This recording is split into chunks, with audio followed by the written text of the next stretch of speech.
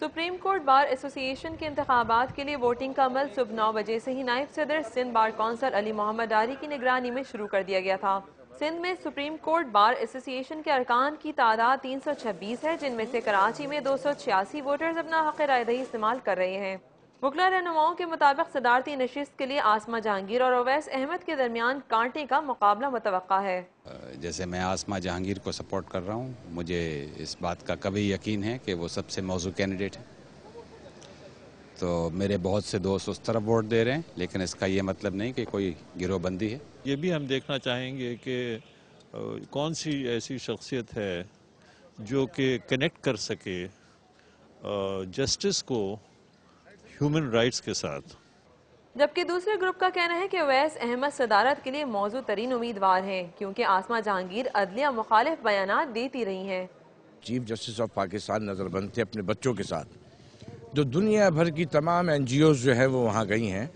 آپ نے کبھی آسمہ جہانگیر صاحبہ کو وہاں نہیں دیکھا ہوگا، تو ان کا تو شروع سے رہا ہے اور جھکاؤ ان کا سرکار کی جانب ہے۔ ہم جو ہے وہ کسی کے دم چھلے نہیں ہیں، نہ ہم سرکار کے اور نہ ہی ہم عدالتوں کے۔ ہم تو صرف اس ملک میں چاہتے ہیں کہ independence of judiciary who.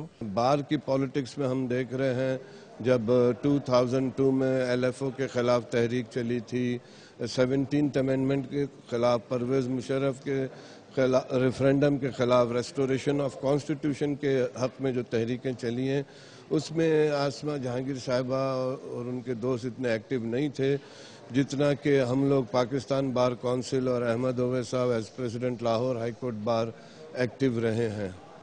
Supreme court bar کے انتخابات میں دیگر صوبوں کی طرح کراچی سے بھی نائب صدر کے لیے 5 امیدوار انتخابات میں حصہ لے رہے ہیں، جن میں اے وہاب، شمس الدین، خالد انصاری، شفاعت حسین اور سید جمیل شامل ہیں۔